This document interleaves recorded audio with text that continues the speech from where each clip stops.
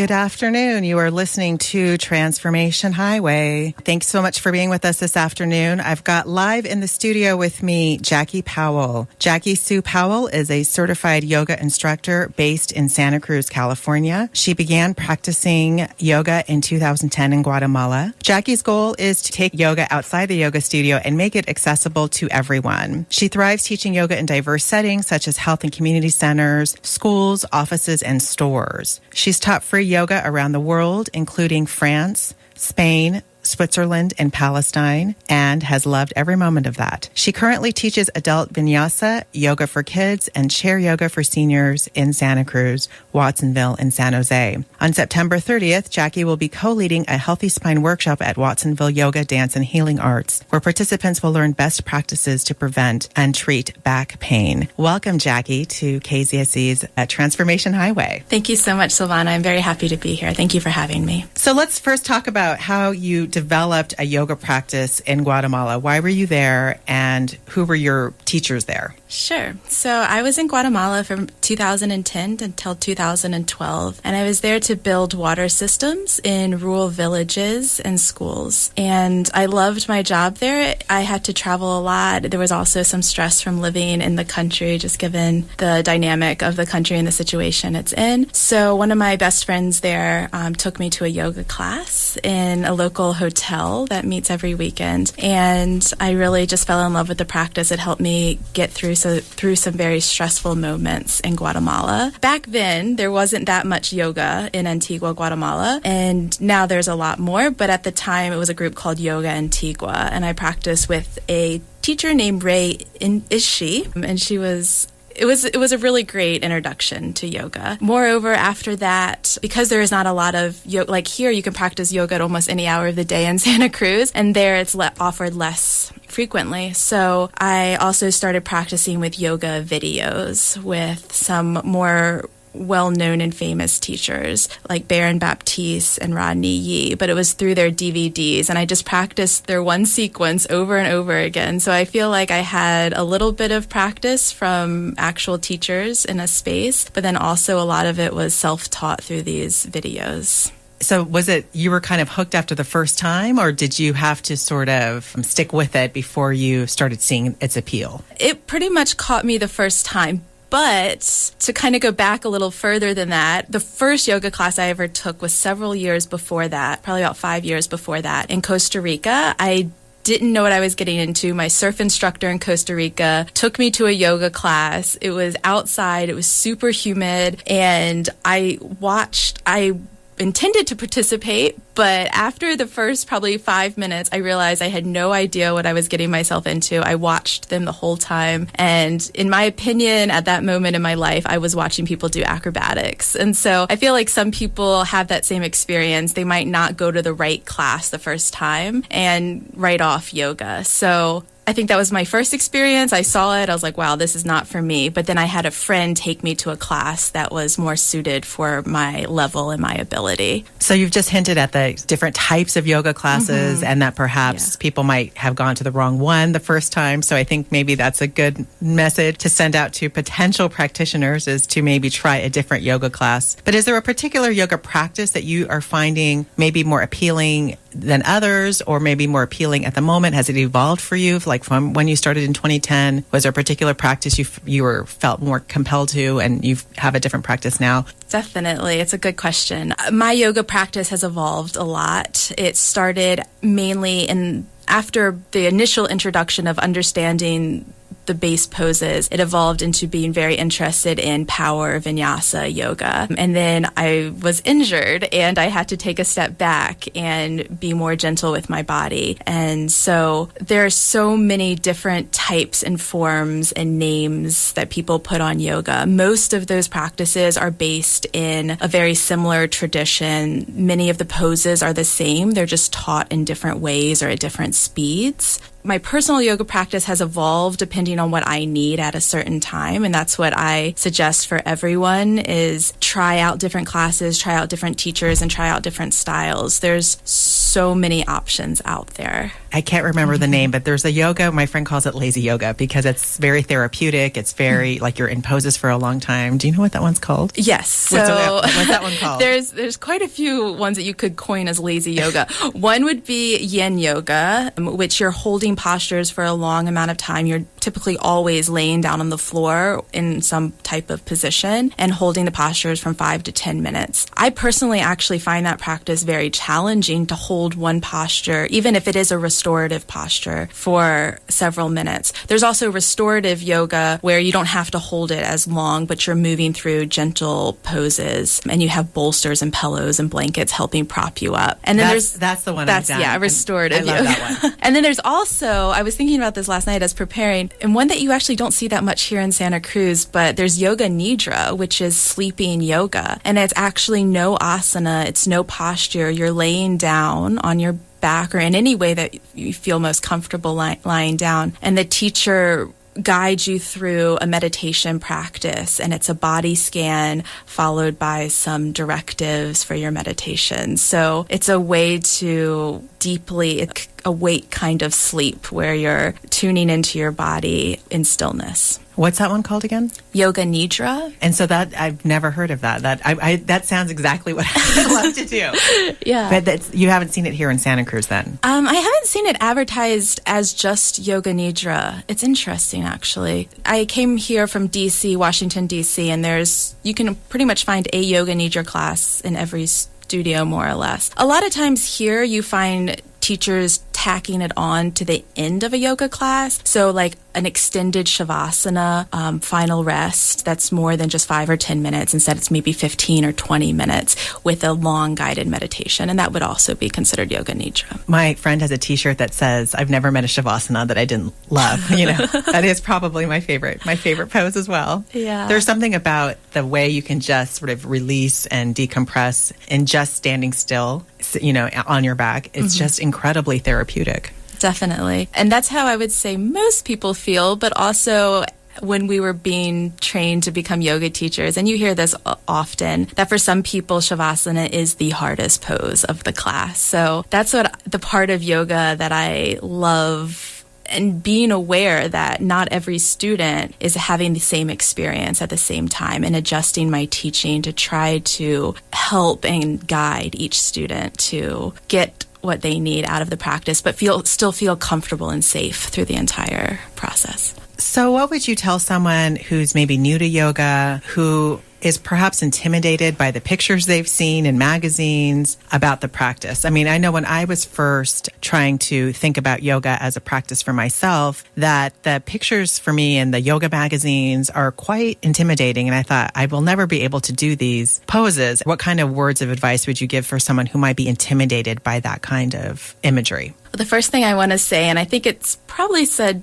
fairly often by a lot of yoga teachers, is that yoga is not for flexible people. People come to yoga to become more flexible, both physically and mentally. A lot of people come to yoga because they want to get in shape, they want to have a more flexible body. But over time, we realize, hopefully, that yoga is more of a practice of the body and it's a practice of the mind, and learning how to adjust your breath and your awareness so that you can come deeper into these poses. And eventually that might result in flexibility. It might not. We all have different bodies and we're all built differently. So some people may be able to come into the splits immediately because of the way their body's built. And for somebody else, it may take them years. And for somebody else, they may just never be able to get there just because of the way your body's built.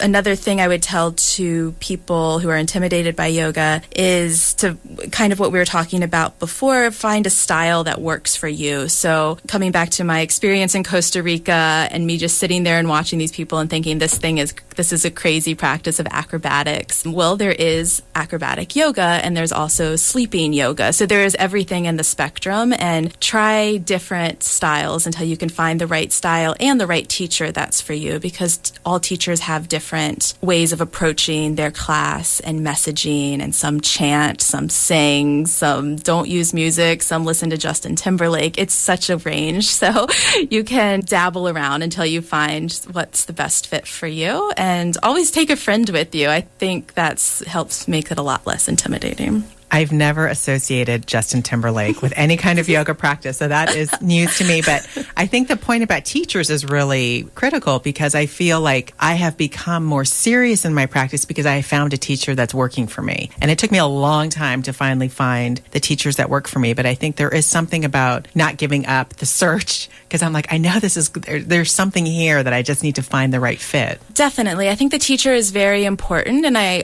think over time, the practitioner, the student, we become our own best teacher. And that's something that's taken me a very long time to realize as well. It's important to practice with a regular teacher who knows who you are, where you are, your injuries, your body, and continue to practice with them. But it's also good to practice with yourself and not have somebody telling you something, but instead listening to yourself and what you best need. And at that point is when you could go to almost any class and enjoy it because you know what you need and you can adjust and tweak whatever the teacher's telling you to what best fits in your body without going off the ranch, as one of my yoga teachers actually used to say, like going, doing a handstand while everyone else is laying down or something like that, but adjusting the practice to best fit you in the moment. And that, I think, will address the intimidation issue because you are simply approaching the practice about where you're at and not necessarily the person next to you or the one who is doing these crazy acrobatic moves. Yes. You're listening to Jackie Powell, a certified yoga instructor based here in Santa Cruz. So in just a relatively short time, really, because you said you started practicing in 2010, you've become quite passionate about the practice.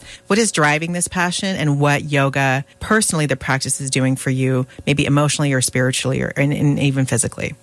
We all face struggles. We face struggles on a daily and hourly basis, and then in bigger parts of our lives that are reoccurring. And so what drew me to yoga initially and what it helped me get through were some stressful moments in Guatemala. I had a car stolen, feelings of insecurity, going through difficult relationships, moments of depression. And these are things that we all face in different points of our life. But the practice of yoga, of coming to my breath, being more connected with myself, shutting out a little bit of the outside world and listening to who I really am inside and being my own teacher and my own guide is what yoga has given me. It has given me a place to heal emotionally and also physically because I have been injured before physically, a torn hamstring, and you think it's the end of the world, but actually... And so many people told me this, and I didn't believe them then. And I know if you're injured right now, you probably don't agree. But if you're practicing yoga with an injury, it's amazing how much awareness you can bring to your injury and help heal it faster and in a healthier way. And so then did it accelerate the healing process, you think? Or is it just about being more conscious about your body? Through that injury, I began realizing how my body was unbalanced. I was using more of one side of my body than the other. So now I focus on that a lot in my personal practice and especially strengthening that side that was injured. It was injured because it wasn't as strong as the other side. And I also learned through the injury that movement helps, heat helps. It hurts it more to not do anything than to continue to move. And that can be in yoga or it could be in another physical activity. But I do think with injury, you need to continually move and retrain your muscles or whatever has been injured to heal. And so one of the things that people will say about yoga classes are comment on the cost of them, that they're quite expensive and that this can in fact be limiting in terms of, your ability to take these classes on a regular basis or consistent basis. So what would you say about, or what kind of commentary would you offer about the expense of yoga classes and how this may in fact be limiting people's access to it, in particular because of your commitment to making yoga more accessible? So the cost of yoga is a highly debated and talked about issue, I believe, especially here in Santa Cruz. There's a lot of yoga studios. It's small business here is hard to maintain, including yoga studios. So the price here in Santa Cruz for yoga studios is very high for some families and some individuals. I found the situation when I moved from DC versus Santa Cruz is very different, just based on number of people and different types of opportunities. So pricing is hard. And we also need to be, we need to be valued as yoga teachers. We can't teach all of our classes for free. So there's something that has to give in the situation. And I've taught for studios before, and I actually teach for one now, that they have options of donation-based classes. They have sliding scale offerings. That's not the case of all studios, but you can look for those opportunities if you're looking to practice yoga at a more reduced and affordable rate. But if you do have the resources, consider that small business needs to be supported and the yoga teachers need to be supported as well. So for that reason, I enjoy teaching. I teach currently in Watsonville, and they have one of the lowest drop-in rates around. It's $10 for a 1-hour class and $12 for an hour and 15-minute class. They also have sliding scale classes. They have donation-based classes, and they even have free classes for farm workers. So I enjoy teaching at places that is able to adjust their model for their clientele as well. And we have to remember that there are a lot of free yoga classes in the community. You just have to know where to look for them. One that I'm actually hoping to be a part of soon is at the MA. They have a series called Shake the Square, where they bring in different wellness practitioners, mainly yoga, but also meditation. I'm not sure what else they might bring in the future, but those are free and donation-based classes. There's also classes on the beach that you can find. And then there's always videos online, and I actually recently published 3 online videos. They're free. They're all level classes. They range from 12 to about 16 minutes. One is more challenging, one's more restorative, and one's kind of a warm-up video. So you can piece them together any way you like or just do one. So how can people find those YouTube yoga classes? So my YouTube yoga classes, I believe it's youtube.com/Jackie Sue Powell 1. But either way, you can just Google Jackie Sue Powell Yoga YouTube, and I'm sure it will come up immediately. They will also be on my website very soon, JackieSuePowell.com. I'm also on Facebook. They're on Facebook already published there. Jackie Sue Powell Yoga on Facebook. That's great. So then if people are even curious about it or apprehensive, they can at least even be exposed to your free yoga classes online and sort of determine what works for them in that way. Right. That's another point I wanted to bring up earlier is if you're intimidated by yoga, much like I did when I was first starting this practice, I was doing videos at home and moving at my own pace and then eventually moving into the class setting. So either based for pricing or because of intimidation, online videos are a great option. So my next question to you, Jackie, is talking about this link between yoga and social justice, which I know is another commitment you have. How do you understand this interrelationship?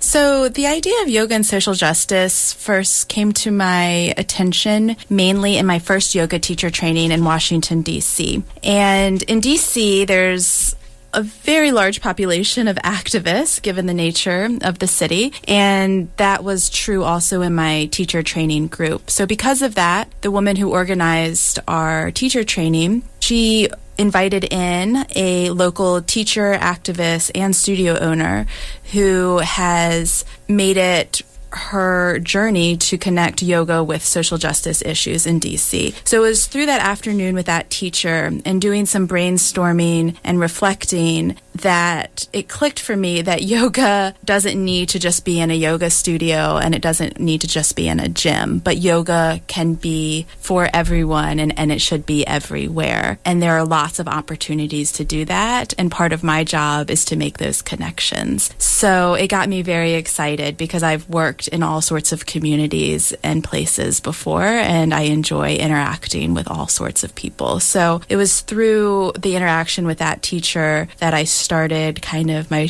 brain started churning on different communities outside of your typical yoga studio that I could interact with. So I actually started a relationship with a local nonprofit hospital that serves mainly a Hispanic population in Washington, D.C., and I offered yoga to their clientele once a week. I've also taught in facilities that help youth who are transitioning out of the system. I've taught bilingual family yoga classes that were supported by a grant, so the families didn't have to pay anything. And those connections were through both my personal connections and also through yoga studios in Washington, D.C. that really care about these issues as well. So for me, the question of social justice and yoga is about access and the fact that this is a practice that brings us more inner peace, brings us more sense of self, connects us both with ourselves and with each other. And all of the benefits that we feel in yoga should be for everyone. So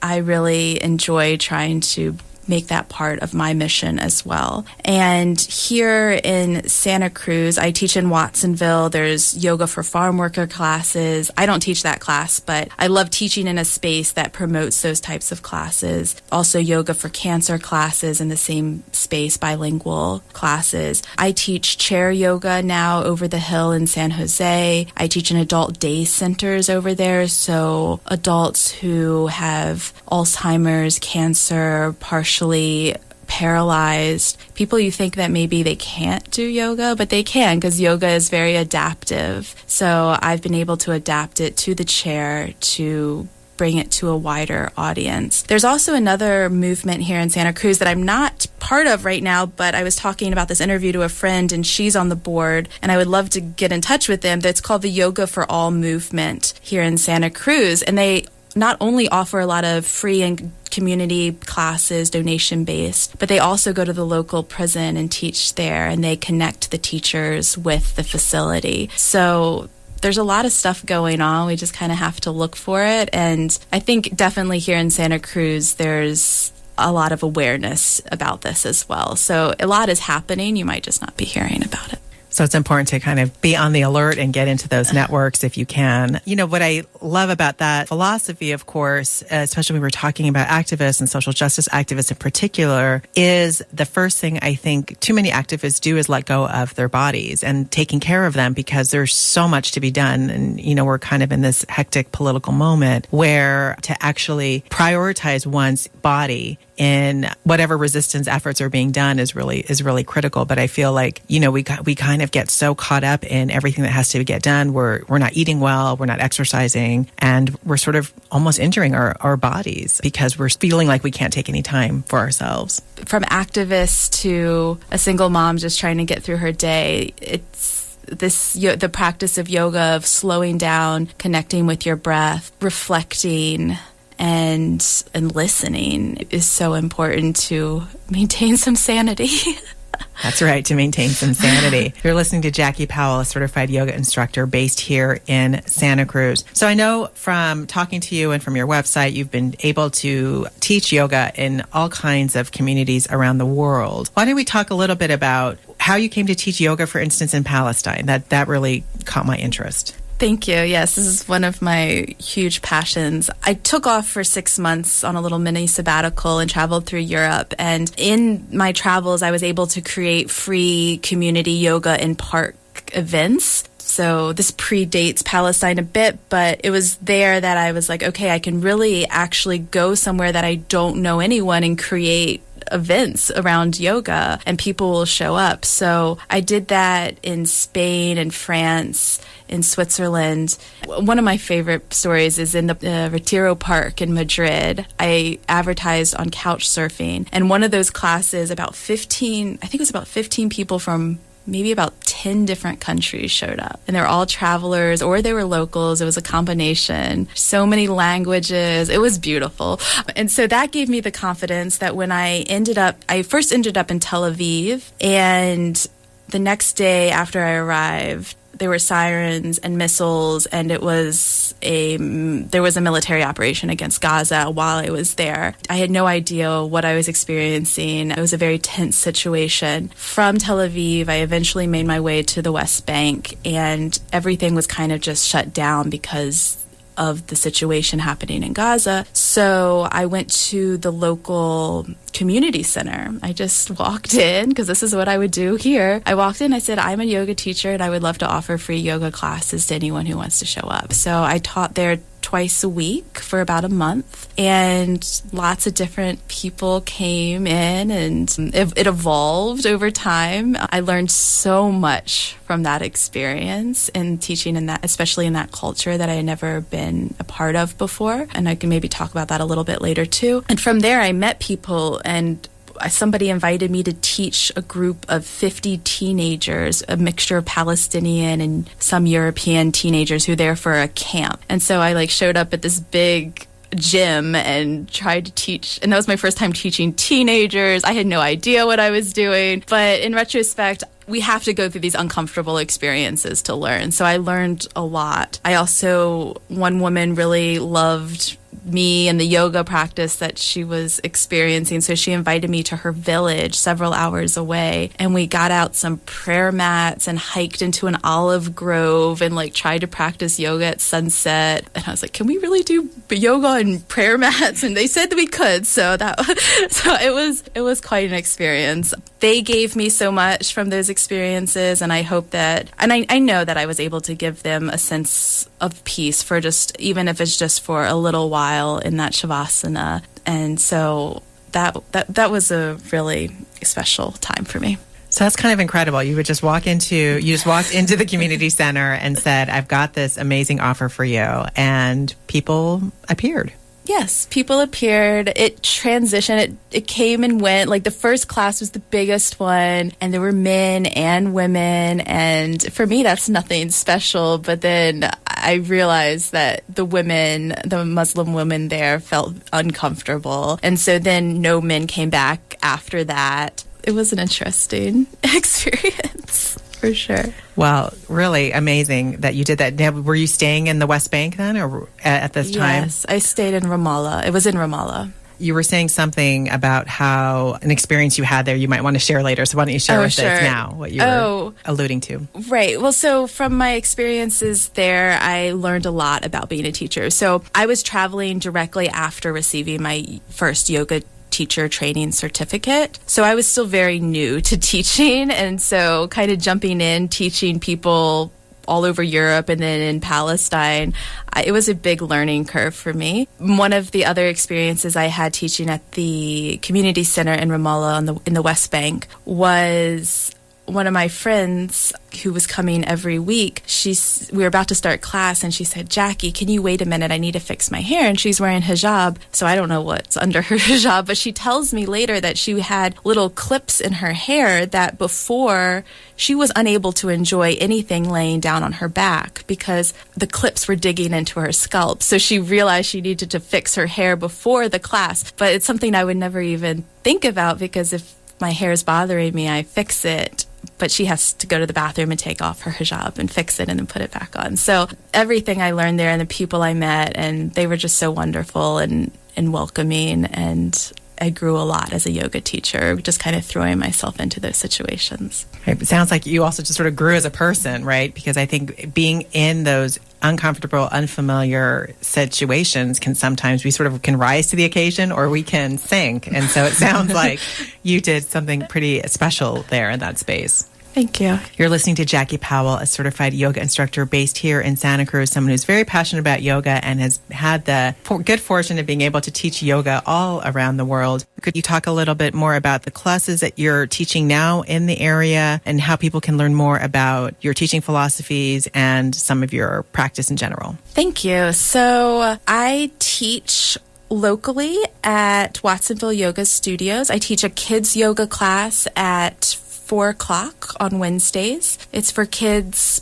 between the ages of 3 and 10 primarily. And then following that, also on Wednesdays at 5:30 in Watsonville, I teach a strong vinyasa flow class. So that class is best suited for people who have done probably at least 5 yoga classes and feeling pretty healthy in their body. But again, the Watsonville studio has classes for all levels, all abilities, and both in English and in Spanish, and their prices are very reasonable. So come see me in Watsonville if you're in the area on Wednesday evenings. I'm also available for private classes, either individual private classes or group classes. I love getting out into the community. So if anybody's listening to this and they have a brewery or a wine tasting room and you want to couple an event, that is my kind of jam. So I would love any opportunities like that. And then I also have a workshop coming up in Watsonville at their studio. It's called Watsonville Yoga, Dance, and Healing Arts. It's a healthy spine workshop where I'll be collaborating with a local chiropractor. She will be leading a discussion first on proper posture, relieving tension in the spine. And then following that, I will lead a 1-hour chair yoga class that focuses on